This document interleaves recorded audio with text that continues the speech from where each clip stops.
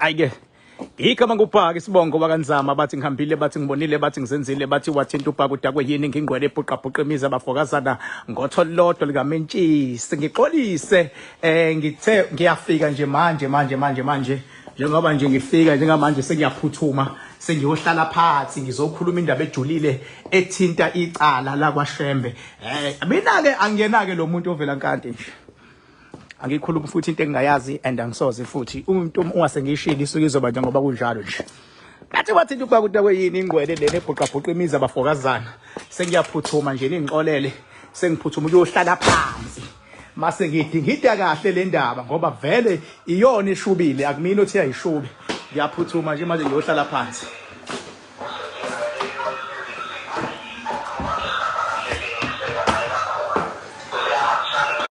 sengiphuthuma ukuyohlala phansi madoda ngoba konakele njengamanje bangangena impela abangenayo mina kungangibuza noma ingane ngoba makukhulunywa ngohambo lasemazulwini usukhuluma ngento vele engifithi kuyona into evele ngifithi kuyona futhi ongeke umuntu usithathe isiphiwo somunye umuntu ngiyinkosi emhlabeni ngiyindodana kaNkuluNkulu emazulwini uthanda ungathandi into engizoyisho namhlanje ngiyazi vele ukuthi abaningi ngeke baze bangithande angincinge kwakuthandwa ke vele ngithi ngiyazi kodwa ukuthi abaningi bazongivuma ngoba into nento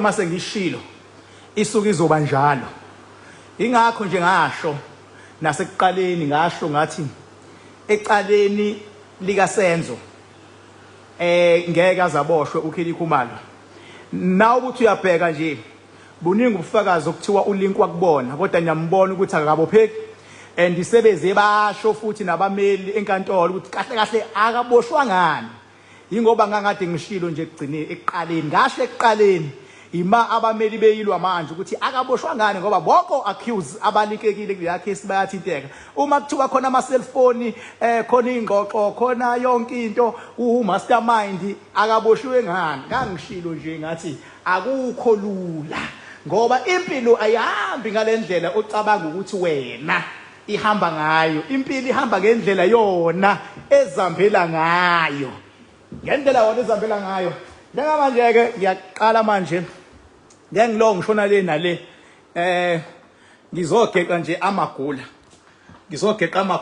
kahle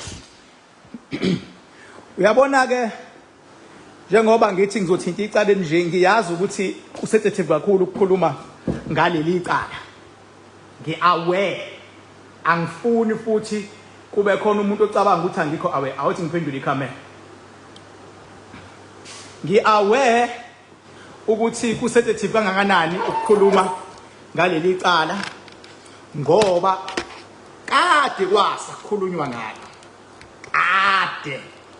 kade futhi ecourt eqhamuka ama judgment ngokuhlukahlukana ngizoyigijima ngokwasemazulwini ngokaNkuluNkulu sonke esimkhonzayo awathi futhi ngikhumula ijacket ngizoyigijima ngokwasemazulwini ngokaNkuluNkulu sonke esimkhonzayo ngoba uNkulunkulu emhlabeni uyi-1 uNkulunkulu angikhathali ukuthi wena ungakhuluma ngoNkulunkulu abancane uloko uthi uNkulunkulu ka kodwa the main God is one ngiyoyichaza ngelinye ilanga lo so indaba yakaShembeke mase ziqhamuka embangweni inamandla phakathi lapha into ebibangwa amandla uyabona uma ungayi-understand into eyamandla ufuna usicele sikufundise into ebibangwa amandla uNkulunkulu wakaShembe angithi phela khona labo uNkulunkulu abamasapho uNkulunkulu kaIsrayeli uNkulunkulu kaJakobe uNkulunkulu kabani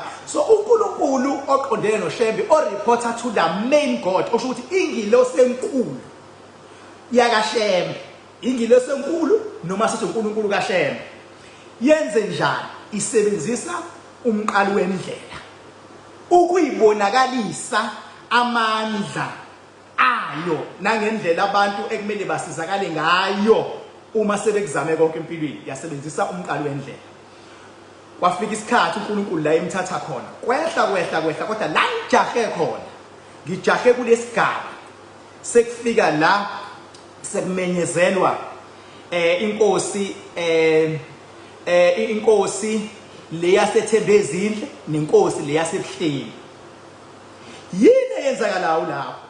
Into eyenzakalayo noma yinini uma kukhona umholi onamandla odlula amandla asuke esebenza ngawo asuke ezodlulela komunye umuntu.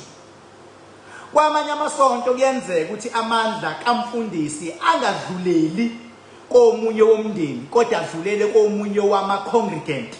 Kuya ngokuthi ingilosi noNkulunkulu walapho okuyena abasebenza ngayo uyena into yakhe uyihlele kanjani from the start. So kulokhu ke uma edlula umholi kudlulela komunye womndeni, indlela ehleleke ngakhona le ethinta inkonzo yangale ethinta isibongo sakaShembe. So uma edlula lo mholi ahleleke manje amandla alinde umuntu okuyena azosebenza ngaye, kodwa amandla wona asuke sembonile umuntu, asuke sembonile amandla ukuthi nakho, bese amandla embonile umuntu mase kuya ngokuthi ke abantu ke bayakwazi yini ukuconnecta namandla. Nawe kuyenzeka ulapha ekhaya ube nesiphiwo esikhulu kodwa ungabi aware ukuthi unesiphiwo esikhulu kangakanani. Into eyenzakalayo leyo in real life. So uma ngabe ke amandla alomholo osedlule emhlabeni, ngoba amandla awafi wona, kufana noma ushawa isilwane ufa. Isilwane asifi sona isilwane. Isilwane mase kushaya ngabe sikushaye ngestroke noma uvele wasakazeka phansi noma uyibulalile noma sisebenzisa abantu bakudubula, kodwa isilwane asifi. Senzani? Ngoba besithunyelwe ukuthi asoqeda ngale family. Isilwane asithunyelwa kumuntu oyedwa, sithunyelwa kulowo muntu nomndeni wakhe nesizukulwane sakhe. Uma sesiqedile ngawo sekumele sishaye nezingane zakho nabazukulu ngokunjalo. Isilwane asifi, siyaqhubeka silwe nabasele uma usufile wena. Ngokunjalo futhi namandla semazulwini uma edlula umholi amandla yasala bese bheka umuntu azomsebenzisa. Nansi ke la ifike ibe interesting khona. Uma amandla alapha ya kwisibongo sakaShembe, kushuthi amandla aseBuhleni ayambheka umuntu azomsebenzisa, ayitholela wona. Uma emthola umuntu azomsebenzisa ase ethola unyazi. Ngiyaqhubeka ngifuna ukuchazela ukuthi abe sephazamiseka kanjani amandla kunyazi. Athola unyazi, afike enzani manje? Kwalindwa ukuthi kube neseremony la khona luzophakanyiswa khona. Kanti ngokuthi lo mholi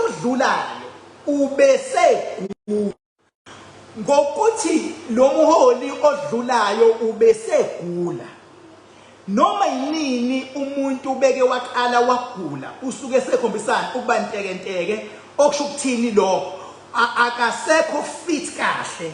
Ngabe ukuba fit ngokucabanga, ngabe ukuba fit ngokucabanga, ngabe ukuba fit ngokuhamba, ngabe ukuba fit ngokwenza imali. Once umuntu wakugula akabi sesimweni esifit kahle. Omunye umuntu mayisegula ngisho umqondo uyathwebuleka somehow, agcine enza izinto angaqondile ukuzenza. Nakho-ke umuholi enzani yena? Sekuba khona incwadi. Leya ncwadi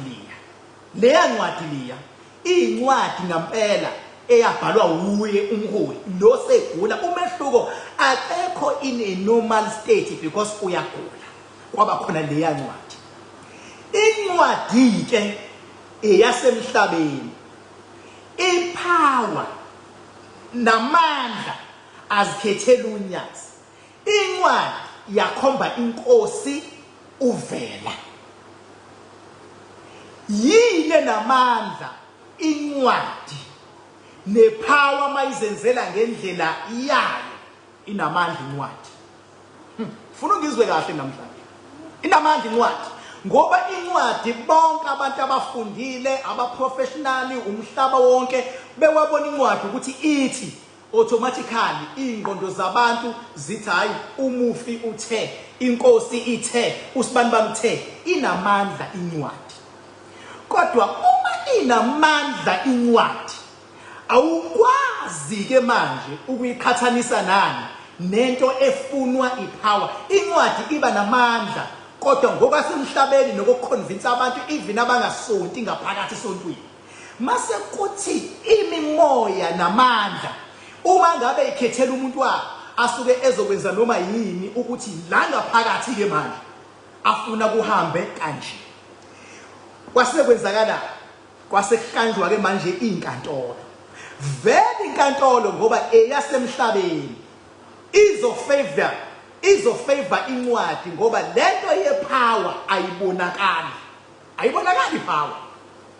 Kwesinye isikhathi uthi mawuqhamuka uthi ngibona ukuthi baqatha abantu uyahlanya, ukhuluma ukuthi bathi abantu awuphilile because ipower ayibonakali and kunzima ukuconnecta udot to dot ngokwepower. Kanti ngokwencwadi kulula for icourt ngoba vele icourt idila nezinto zasemhlabeni.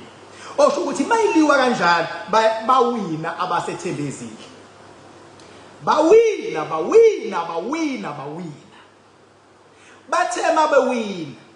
Kwase kuqala nezitha eyihlasela inkosi uNyazi ngale ngoba bayawina ngapha. Zokhumbula abafundisi abebeqhamuka bethi uNyazi kuthengwe amantombazana ukuthi awakhulube kambi ngoNyazi, kuthengwe amanye amakhosazana ukuthi awakhulube kambi uNyazi ngoba yindaba kuzala ukuphazanyiswa ke manje le power yakamoya. Iphazamiswa yini? Incwadi nabantu abathi bafundile abahambisana nokwasemhlabeni. Angabe mzokuzwa khona la ngifuna ukuya khona deeply ngiyayindlalezwa ngikhuluma kanje. So njengoba ke isiqalile abasemhlabeni sebeyingena begxeka uNyazi, inkulumo nenkulumo ekhulunywa uNyazi bazofuna ukukapitalize ngabo. Unyawo nonyawo uNyazi olubekayo bazofuna ukukapitalize ngalo lo nyawo. Uhambo nohamba lithanda uyabona ngisho ungambone dance ethi bazothi ku-wrong ukudansa kumele ukudansa ngoba yindaba kuyaliwa bazama uku-attack-a le ipower. Right. Kuthe masengena laba abangaphandle ile ngangena khona ke nami ngiyakhumbula impela uNyazi kwakuthiwa lithe bashumayela lathi uyinkulunkulu ngayicacisa leyo nto yabaclear for everybody. Ngabe sengiyamtshela leyo mfundisi wayesho njalo ukuthi owayethe ulwa noNyazi ngoba sho njalo ngamfundisa ngenhlanhla wathula nami ngamiyeka kodwa ngangiready ukuqhubeka ngiveze amahlazo wakhe waqhubeka wathi mayethula ngabe sengiyamiyeka nami. Emva kwalokho kuthe njengoba kuloku kududulwana ngenkantolo, inkantolo iloku ithe nje abencwadi futhi inkosi uvela waze wadlula emhlabeni kwacaca ukuthi kusala kungena inkosi uphinda baqhubeka necase. Ngokuthi baqhubeka necase le kodwa ithinta indaba yasemazulwini. Eyasemazulwini indaba ihambe ibe nengqinamba. Hey baba ngisho uJesu Kristu wayehamba abe nengqinamba. Ngisho Paul wathi noma esephendukile waba nezingqinamba. Ngisho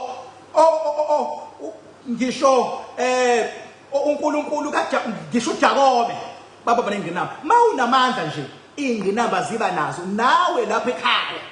Mawukuthi unamandla, une-drive, une-goal for going forward, ingqinamba okwazi ungabhekani nazo. So ngokuthi balokhu bewina ngokwenkantolo laba besayidi lasithembezindle kwase kwenzakalana. Kwase kufika isikhathi sengqinamba. Ngizokhumbula ingqinamba ukuthi eyafika after kube neruling eyayithi uNyazi ke aliyona inkosi. Uma sekushiwo njalo sekufuna ke laba ekuthiwa abayinkosi bakhombiseke ubukhosi babo nokwazi ukulawula imimoya. Khumbula ipower yayikade ifuna abantu namandla afuna uNyazi kodwa ngoba iruling isemhlabeni yakhomba ngani yaqala lapha inkinga kwathiwa kuyona inkosi. Sekumele benzeni manje? Hey ngabaxoxela abanye lento yenze ngathi yazi yankulu ingqinamba ebhekene nabasathembezindle ngoba izo decide ukuthi ubani inkosi. Wena wabona isilo makuthiwa singene emandleni kuthiwa sibulala ibhubesi. yabo. So ithema isiba khona ingqinamba after iruling. Ingqinamba siyayibuka thina ngokwepower yasemazulwini. Ithini ingqinamba? Ithi abasethembe ezindlu kumele ngoba sekuthiwa kuyona inkosi le. Kumele baye kongena ebuhleni. Kumele baye kongena. Uma bekwazile ukungena kuzobe ngampela banawo amandla. Ngoba phela ekugcineni indaba sebuhleni ayilawulwa umuntu. Ilawulwa amandla, ilawulwa ngokaNkulunkulu. Kumele ke uma kuukuthi ke manje sebewinile ngwasemhlabeni, sekumele ke manje bawine ngokwasemazulwini. Kumele baye kongena ebuhleni ngoba sekushiya ukuthi akuyona inkosi le ngenxa yencwadi abaye kongena. Uma beya kongena akwaziwa ukuthi kuzokwenzakala. Kodwa ngisho igazi lingachitheka. Akushiyi ukuthi lizochitheka. Kuthiwa kodwa ngoba sekuthiwa kuyona inkosi hambani ke niyongena. Kushiwo kwipower. Yaqala uphi inkinga? Yaqala ngoba abanawo amandla abasethembe ezindlu ani okuyongena lapha. Basebenze njani? Basebethi bazoqhubeka bayilwe ngecourt. Shuthi court ekumele yenze eviction lapha. Inkinga akufunakali icourt. Kufunakala manje isibindi ukubona uma usuyenzele yonke ingane yakho wayifundisa wenza yonke into sekumele manje ihambe yofuna umsebenzi isebenze uthi uyabheka ayifuni ukusebenza ke manje ngalamandla ebandla amandla ebandla noNkulunkulu webandla wenzenjani wasebuya more than 100% ke manje wavele wayohlala kunyazi nebandla lasebuhleni wavele wayibonakalisa ngoba yindaba banyanga kunyazi like never before. Njengoba sebehlulwe ingqinamba yini into ezokwenzeka ethembe ezinhleke manje ngoba bahlulwe ingqinamba and amandla manje ahleli kumama ngisho kuyiwe court kulindela ukuthi umama kabe khona makuthiwa kuyiwe court ufuna umama ekhona liphezulu ngokamoya igama lika mama lo okuyena yena osondelene nenkosi uvela engasekho emhlabeni abuya yini manje ezokwenzeka inqwaba yabantu basethembe ezinhle because amandla asebuyile njengoba enjalo noNkulunkulu kaShembe wathi ngiphezulu konyazi azokwenzani bazosuka ke manje abantu ngale ethembe ezinhle kosuka one by one benzani bazobuyela ngapha engeke bakwazi ukubuyela ngapha ebuhleni bazokwenzani bazomele ba resign bese behlala phansi bese bengenzi abanye bavele bangasonti bayisabathele bona emakhaya. Kodwa inkinga isuke mangabe behlulwa ingqinamba ngisho ba inga-aphilwa leyo kuthi angeke inkantolo ayimkhiphe. Inkantolo nayo ilawulwa imimoya ngoba imimoya elawulayo phela emkhulu nayo inkantolo ilawulwa imimoya uma uhlulwe ingqinamba unless mayingakafiki ingqinamba. Okusho ukuthi nje akulindele ukuthi ethembe ezinhle kunesiphithiphithi esizokwenzeka. Kunabantu abazoshiya khona, kunabantu abazodecide ungasonti, kunabantu ibandla lasebuhleni libe ready ukumukela abantu abazobeqhamuka ngapha ethembe ezinhle bebuyela. Uma bebuyela lize lingaba mistreat, lize lingabaphathi kabi ngoba kuyophazamiseka amandla futhi lawa asebuyile esehamba noNkulunkulu kaShembe ebuhleni. Nizobona ke from now going forward. From now going forward. Ngiyabona indlela yabantu ababalandeli kade bekhuluma ethi uzoqalekisa uShembe kuzoba njena abanye bamthuka uShembe qede bengabi nalutho ingoba bekunempi phakathi. Kodwa from now going forward wase ngiyicheck engayiqeda.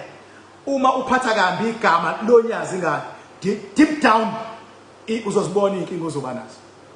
Uzosibona umehluko ungangayibona namhlanje kodwa going forward maybe 2 weeks down the line zizoqala zibe khona ngoba yindaba amandla kaShembe wonke asethe vunga. Okusho ukuthi ama-appeal azobenzeka nani konke lokho ngeke kuze kusakwazi ukusebenza ngoba kuhluleke ingqinamba. Iba khona indlela yokulungisa umuntu uma ehlulwe ingqinamba kodwa iba ingqinamba engonywana kunengqinamba bekumele kwenzeke. Kodwa inkinga yaziwa yithina kuphela uKing Bhaka. Yaziwa kuthina kuphela uKing Bhaka ukuthi makuthiwa nansi ingqinamba ihlulileke manje imimoya izokwenziwa kanjani ukuthi ungabusayinqobela ingqinamba. Imimoya inqobele yona. Wena uzobe sewuyilungisa kanjani ukuthi imimoya isiya kunqobela isangalunga kanjalo kuphela. Kodwa kwamanje imini umuntu understand leyonto. Ingakho nginomakhandakanda and nginanemakhandakanda damn is because angikhulumi into engayazi. Mangithe uzonqoba ngomakhandakanda ngiyazazi izinto engisuke ngizilo angilwi impi ngaqalanga ngayichecka. Okusho ukuthi manje bazobona futhi abaseThebezini bazoqala baphuma abantu abanye bahlala emakhaya abanye bangeze esontweni bahlube ingqinamba. Kodwa before kube naleya ruling eyayithi uNyazi aliyona inkosi ngokwencwadi bebenamandla ngenqamba amanga bebenamandla amakhulu lapho until kufika isikhathi sengqinamba yabahlula ingqinamba. Kwamele bamthembe uNkulunkulu abathi uzokwazi ukusiza abantu abanezitha, uzokwazi ukulwela abantu ababoshiwe, uzokwazi ukulwela abantu ekufiwayo emndenini wabo. Kwakumele bamthembe bethi hamba nathi baba siyongena ebuhleni asisadingi usizo manje lwecourt ngoba icourt isirulile kwazi bafika la icala selambe zonke inkantolo kwaze kwaba la. Kwakumele bamthembe bakhombisa ukuthi abamthembi nalowo uNkulunkulu loyo onamandla wavele waduba uNkulunkulu wavele wabuyela ebuhleni ngoba ahlule ingqinamba. So njengamanje ebuhleni ukhona uNkulunkulu lapho. Sela nje ngaqala ukukhuluma ngincoma indaba yasebuhleni ogada bengakhulumi ngayo before bengakhulumi ngayo kodwa ngathi mase ngibona yabahlula ingqinamba ngaqala ake ngangena ngoba kwabona nje ukuthi ngingene mina ngizokhuluma ngebandla kangaka ngingakaze ngihlale nabaholi balo phansi ngilidonsa emoyeni ngilidonsa esigodlweni esikhulu emakhandakanda dam ngithola ukuthi kwenzakalani la. Ngeke basaleza lutho uNyazi. Kwayilona manje alithatha igazi lilibeke phansi ngeke lisenzeka lutho ngoba komele kube khona enye ingqinamba ukuze kuphinde futhi kube khona okwenzakala.